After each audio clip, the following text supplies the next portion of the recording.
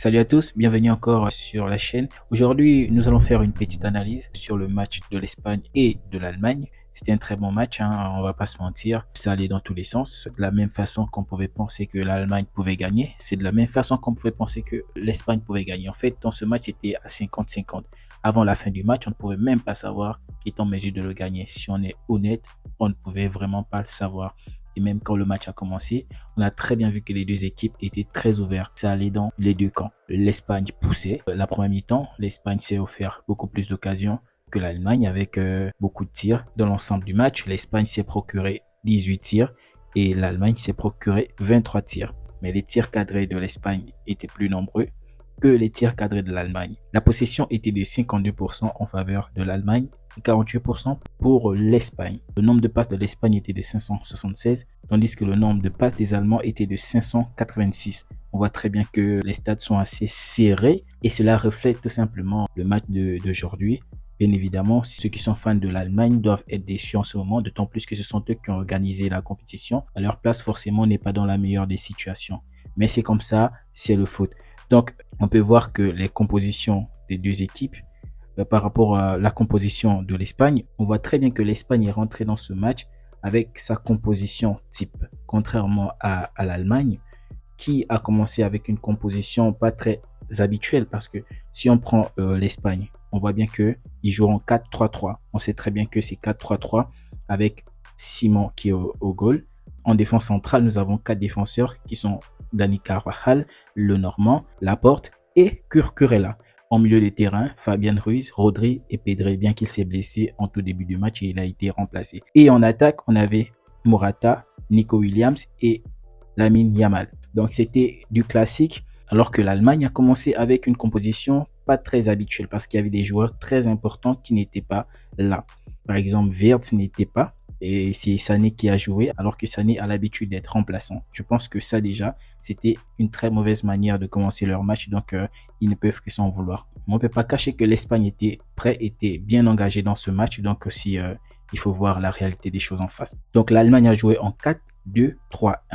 Donc en défense, c'était Kimmich, Rudiger, Tah et Rom, suivi de Kroos et de Ekan. En milieu offensif, on avait Musiala qui jouait sur le côté gauche, Gundogan au milieu et Sané qui était sur le côté droit. Et Havertz, il était en attaque. Et on a très bien vu que lorsque Wirtz est rentré, ça a commencé très bien.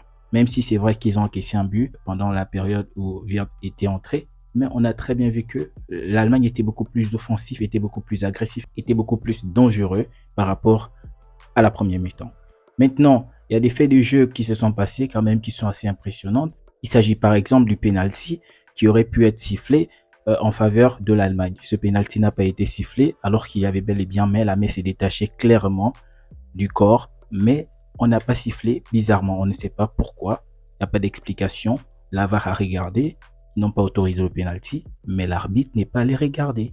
Et ça, c'est quand même bizarre. Mais aussi du côté de l'Espagne, la faute que Toni Kroos a eu à commettre sur Pedri méritait un carton jaune minimum. On sait très bien que c'est leur compétition, on ne pouvait pas les sanctionner, mais vraiment, Kroos méritait un jaune depuis le début de ce match. Et vu le nombre de fautes qu'il a eu à commettre, si on lui donnait un autre jaune, il devait prendre un rouge, tout comme Carvajal à la fin du match. Donc en résumé, les deux équipes étaient très fortes. C'était solide, on ne peut pas se mentir. Mais l'Espagne méritait mieux cette victoire. On va pas se mentir, l'Espagne proposait mieux. Lamine Yamal qui s'est régalé, qui a offert une excellente passe décisive. Donc toujours assez décisif ce Lamine Yamal. Voilà. Les Allemands aussi ont poussé, ils ont fait ce qu'ils ont pu. Ça n'a pas marché, ils ont eu des têtes, ils ont eu des tirs, ça passait à côté. Ça jouait presque à rien. Mais c'est comme ça. Voilà, c'est la vie. Et par rapport au but que les Espagnols ont marqué à la fin du match, Rudiger aurait pu anticiper ce tir-là. Rudiger aurait pu prendre ce tir-là. Mais Rudiger a glissé. Je ne sais pas s'il a glissé ou s'il a hésité de sauter. C'est justement cette erreur-là qui a causé ce but. Sinon, ce match se jouait à rien. Donc voilà les amis, c'était tout pour le débrief. Voilà, je vais être un peu rapide. Excusez-moi parce que là, je dois aller suivre le match du Portugal. Et je vais me régaler et on se retrouve encore tout à l'heure pour un autre débrief pour le match du Portugal. Merci beaucoup pour ceux qui s'abonnent, pour ceux qui like. Sachez que je viens de créer cette chaîne, donc c'est normal qu'il n'y a pas d'abonnés. Mais si vous aimez ce genre d'analyse, n'hésitez pas à liker, à vous abonner, à commenter.